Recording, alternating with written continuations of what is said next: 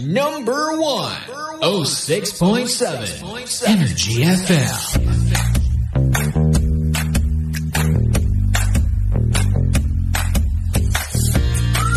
Same, pero iba. Nagbabalik ka nag-iisang chicks ng radyo. Walang iba kundi ako yun, si Gandang Cara. Welcome back! Oras natin 2:34. Yes, y'all. Of course, we are with our pambansang tita, Geneva Cruz. Hi! Tita Cora in the house. Charis, hello. Yes, ayan. Ang ating Pop Smear royalty. At pambansang tita ng lahat. O, diba? Mother of all tita. Pero mas madalas, mukhang tito. Grabe naman. Hi, Tita Cora. Kumusta mga pasingil mo dyan? Okay naman ako kung nakikita ko yung sarili ko. Oo nga, actually. Oh, anyway sa lahat ng mga pangga natin na gusto tayong makita for today's video, pwede kayo magtungo sa Facebook page ng Energy FM na malapit na mag 1 million pesos. OMG! Pesos talaga. Sana nga katumbas yan pesos, no? Yung kada isang subscriber, no? Correct. Ay, nako.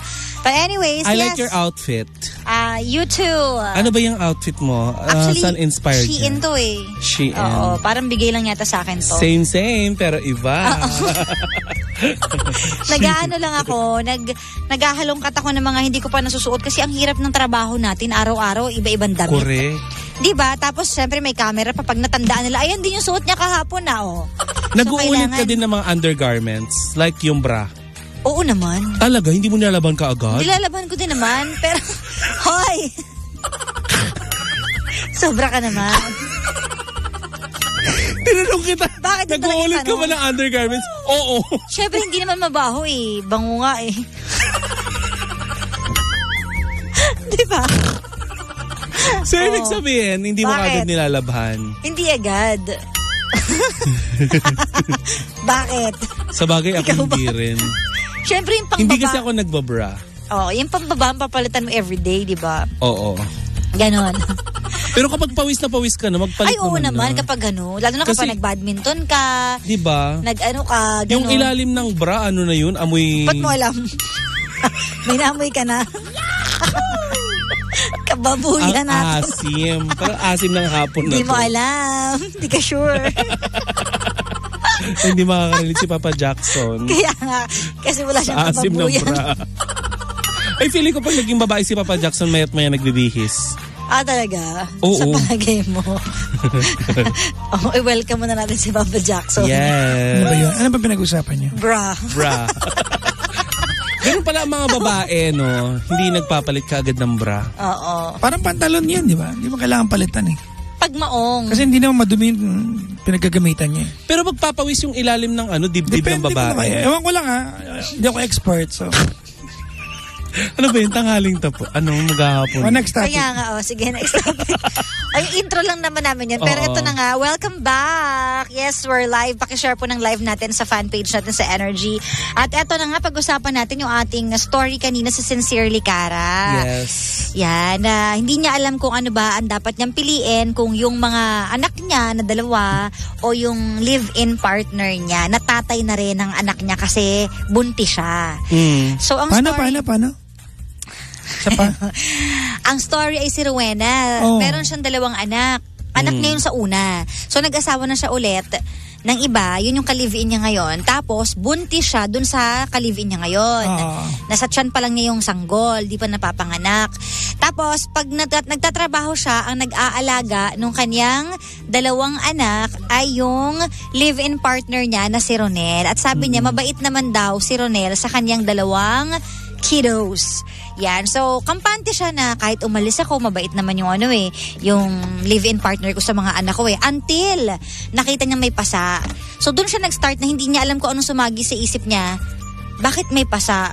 Mabait naman yung si Ronel sa mga anak ko. So, may nagtulak daw sa kanya na maglagay ng CCTV na parang ginagawa natin kanina. Ikaw ba nagbenta ng CCTV dyan? Lahat ng bahay namin ngayon may CCTV. So, naglagay siya ng CCTV. Tapos, nung pinanood niya, na-shock siya, nanikip daw yung dibdib niya. Nung nakita niya, caught in the act na sinasaktan ni Ronel, yung dalawang anak niya. Tapos, so, hindi dinidisiplina, sasaktan talaga. Oo, okay, tapos, pag tinatanong niya yung dalawang anak niya, hindi rin nagsasalita. Takot magbata eh. Oo, kasi may trauma yun eh. Ako nga nabully ng bata, hindi ako nagsumbong kahit tinatanong. Oo, may ganun effect, diba? Yung magtatahimik ka na lang. So, yun na nangyari. Kaso ngayon buntis siya. So, mahal daw niya si Ronel, pero mahal din daw niya yung dalawang anak niya. Kaya, torn between siya dun sa partner niya or sa dalawang anak niya. Ano ba yung premise? Niya. Dinidisiplina o sinasaktan? Magkaiba kasi yun. Hindi niya nabanggit.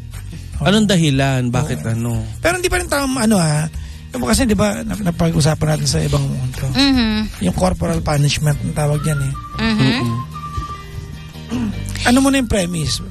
Pero para magpasa, di ba? Para magpasa. At saka hindi lang isang beses madalas daw. Tsaka bakit ginagawa hindi siya nakaharap? Feeling ko nandun yung mali siya. Yun nga eh. Kasi di ba ang tao magiging mabait talaga yan pagkaharap mo. Pero malalaman mo kapag talikod mo kung ano ba talagang ugali. So with that, na kailangan niyang lagyan sa CCTV, ibig sabihin, ginagawa to sa talikuran niya.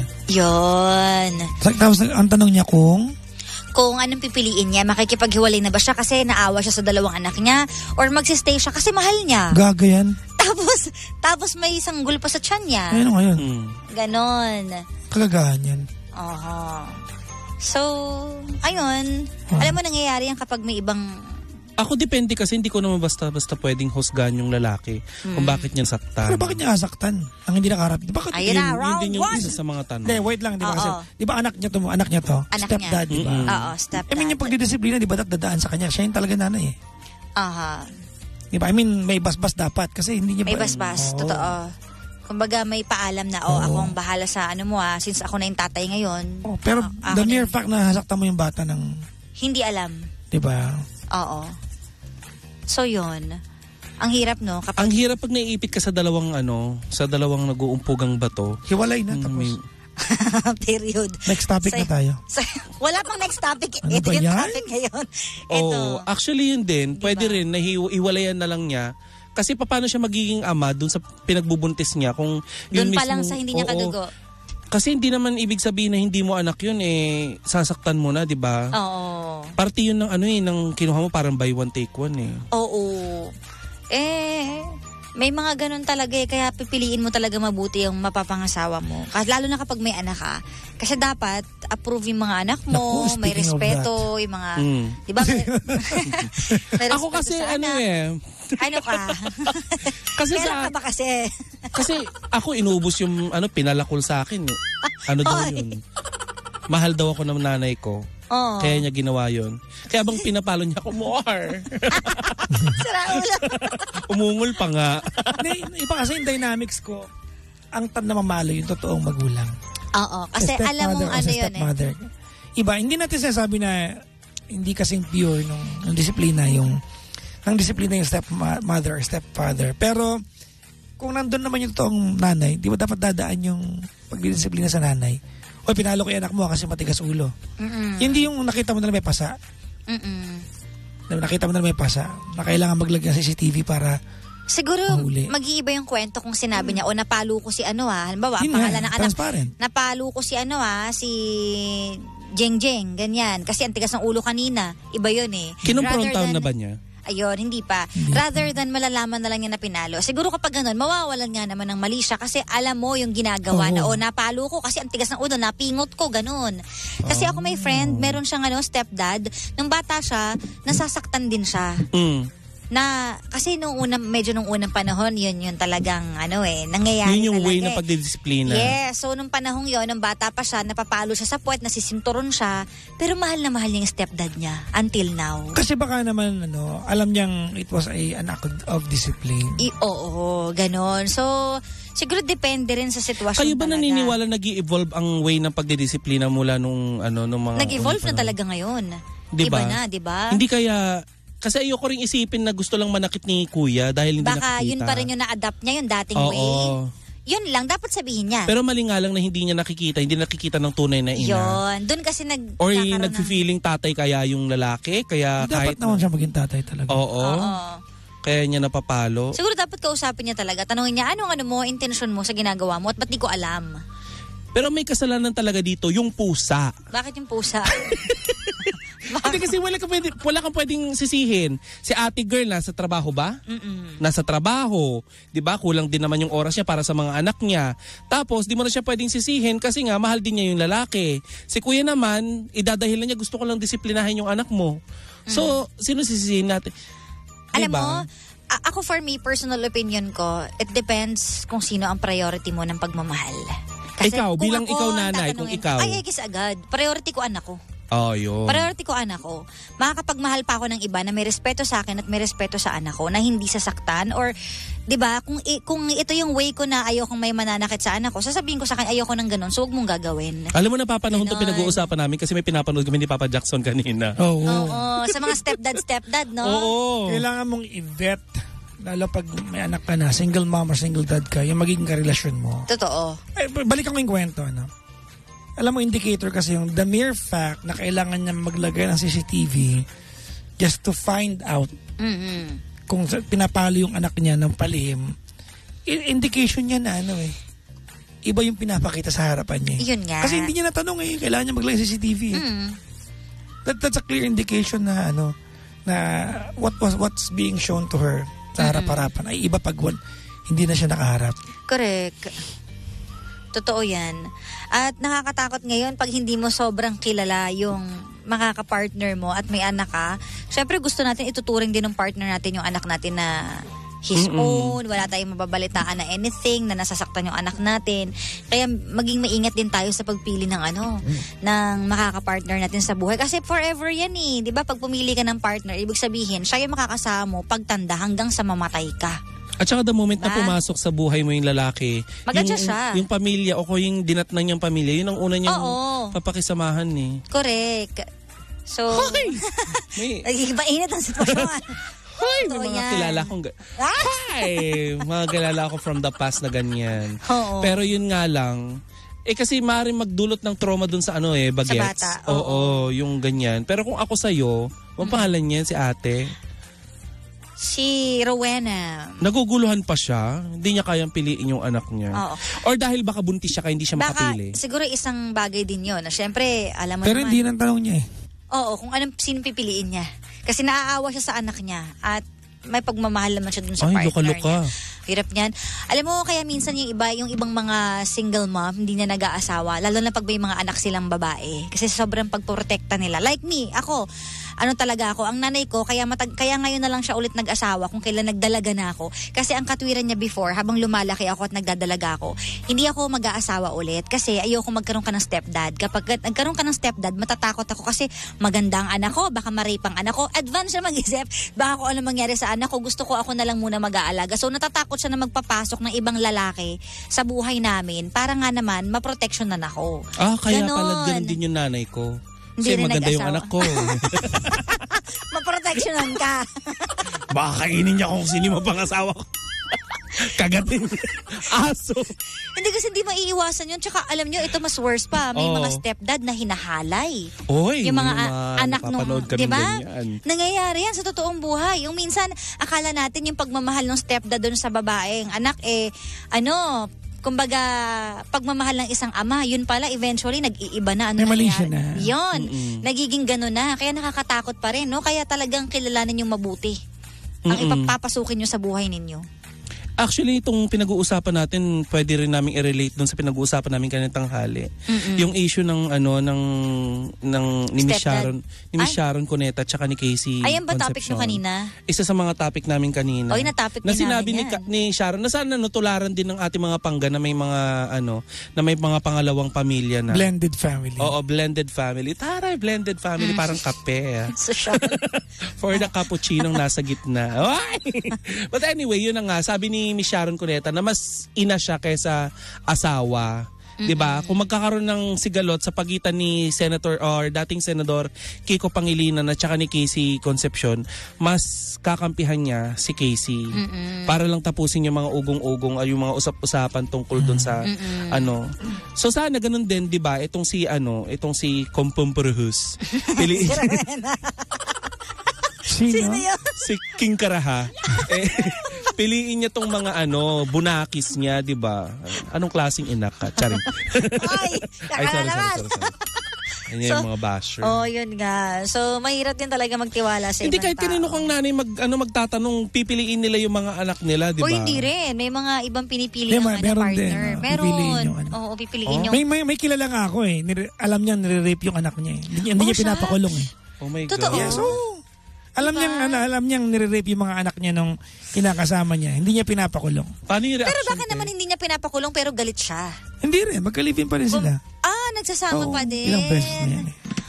Nakakarimarim yung mga ganyan. Oo. May ganun talaga nabulag sa pag-ibig. Nabulag sa pag-ibig. Correct. Di ba?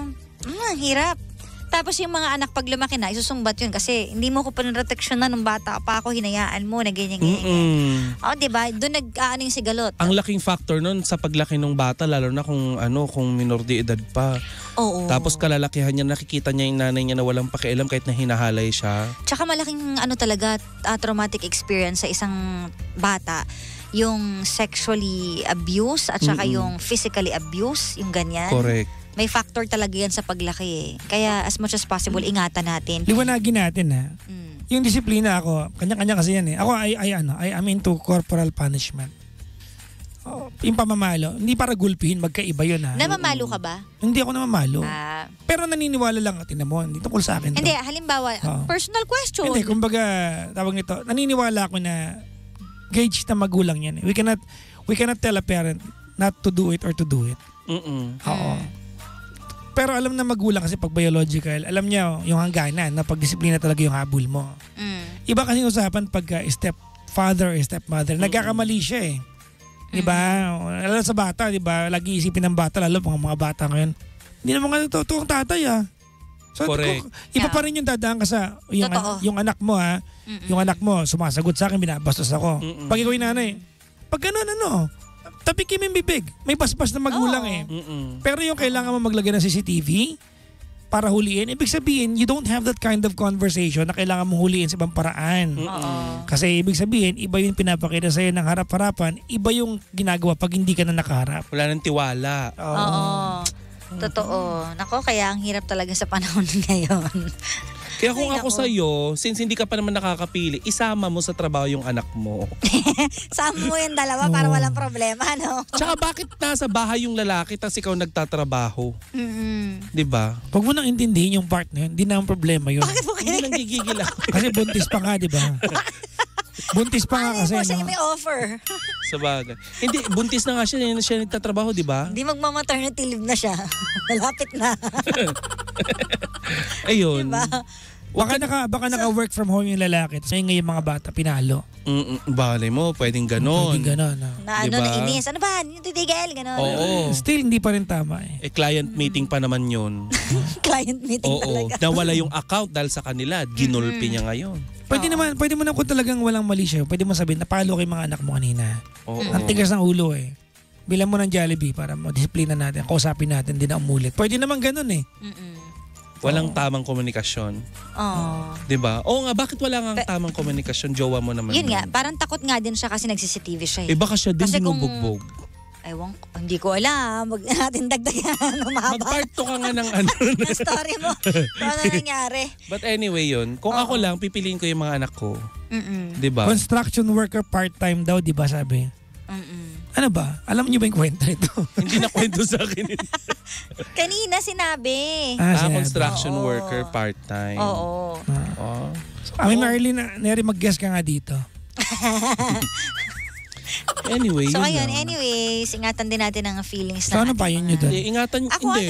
nakapagpayo na ako kanina. Sabi ko, depende kung anong priority mo. Ako iwanan mo na yung lalaki. Oo, ano bang priority mo? Anak mo o partner mo? Kasi kung ganyan kaliliit ang mga bata, syempre kung akong tatanungin, priority ko dapat ang mga anak ko. 'Di ba? Hindi nga lang sa palo eh. May masabi ka lang na masakit sa anak ko. Ay, no, bye. Ganun agad. No. Ganun. So, hayaan na lang na ako yung kumbaga magalit or mamalo. Though hindi naman talaga ako mamalo. Pero kung hindi naman ikaw yung may corona na, pwede mo nang gawin lahat. Wag na. Ako ayoko talaga nang Iiwan mo sa nananakit ng magulang. ng bata. Ikaw din ka masakit. Lalo na Panakit. nung nakakita ko ng gano'n yung sinasako. Ay! Kasi nakakita ko ng kapitbahay namin dati. Kasi sinako noon, ganun, yung diba? bata. Oo. Sinako yung bata tapos sinabit sa sa puno. Tapos binilakan after 2 days na lang. Uy, alam mo, parang may Tapos kaibigan nung binalikan nila, yung bata kawawa, langka na. Totoo bang kwento yan na pinagloloko mo kami? Siyempre hindi. Siyempre hindi, parang yung bata. Hindi, Kasi may alam akong ganyang kwento, talagang sinako. naging langka din. Hindi naging langka, naging Almira. Si Almira sinako sa dati ko. Kinikwento niya yan dati. Pero sabi niya, wala daw siyang galit sa mga magulang niya. Kasi nung unang panahon talaga, kasi siguro na-adapt din nila sa mga kanununuan na ganun talaga, di ba? Kasi ano tayo anong tawag sa disiplinang ganun? Yung talagang stricto na ano? Corporal punishment ang tawag. Yan ang term talaga. Corporal ba yun? Corporal May mas punishment. mababaw ba doon na word? Vice corporal. Assistant corporal. Lalim Yun talaga yung term na. okay. Corporal punishment. Pwede na naman palo punishment, di ba? Ganun. Vice corporal nga. Okay, siya. hanapin natin ngayon para matahimik ka. Mas mababa sa Kasi parang pang corporal. pang office Corporal Punishment. Corporal punishment. Mas mababa. Sabi dito may nag-comment, bakit kayo live? Kasi po live talaga kami. Yung totoo. Yung ate ko sinako ng mom ko nung araw. Parang nauso yata talaga yan dati yung sinasako. Oo nga, Ang corporal punishment ay ang kaparusahang ginagawa sa pagdidisiplina. What is a corporal punishment in the Philippines?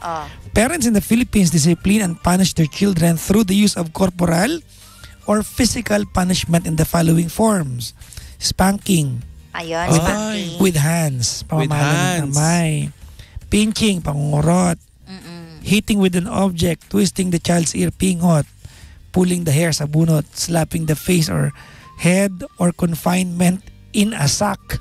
Oh my Nasa. God. Pero hindi Diba? hindi ako pabor sa mga yan. Yung pamalo ng kamay lang. Yun lang yun. Oo, yung Hindi ko alam na kasama pala yung dito, yung sinasako. Hindi. Bakit kasi nauso yung Kasi sako? hindi naman talaga kakasya si Tita Cora sa sako. Sayang, Hindi. mabubutas yung sako. Oo. Tolda yung gagamitin. Pero alam nyo, ako na-experience ko before na mapalo. Pinalo ka ng buntot pagi. Hindi. Uy, napalo ako ng sinturon at hanggang ngayon naaalala ko siya. 5 years old ako noon sa kubo namin. Pinapalo ako ng lolo ko nung sinturon kasi ang tigas ng ulo ko. May parang may pinapagawa, hindi ko ginagawa talaga. Tapos pinalo ako, iyak ako na iyak, tama na po, ganun. Pero alam mo, hindi ko alam kung bakit di ko magawang magalit sa lolo ko. Tapos parang, ewan ko, andun pa rin yung respeto at may takot ako. Kasi may pagmamahal. O may takot ako. Tsaka hindi naman niya ginawa yun sa akin dahil Nag-trip siya. niya lang. Sobrang tigas na ng ulo ko. Iba yung nun. nag-trip lang no? Oo. So Masarap may pa reason. rehab yung mga nag-trip lang. O yung mga nagbubugbog lang na ng anak na dahil nakainom, dahil ganyan. Pag tinignan, pinag-iinitan. kambing ka ngayon. Oo. Pinagpapalo yung anak, di ba? Dahil Ganon. trip niya lang. Adik kasi Oo. Anyways, o ayoko siya. na. Ay nako, but anyways, ayan, i-look forward pa rin natin lagi ang safety ng ating children. Yes. Okay? Paalam na mga pangga. We are super duper over time. Thank you so much, Tita Cora. Thank you. And Papa Jackson. Bye. Ayan, may bukas pa naman, 12 noon to 3 p.m. Siyempre may Sincerely Kara pa rin. You can send your story sa ating fan page, Sincerely Kara. Panggawi are number 1, 106.7 Energy FM. Wag mong sabihing radyo. Sabihin mo.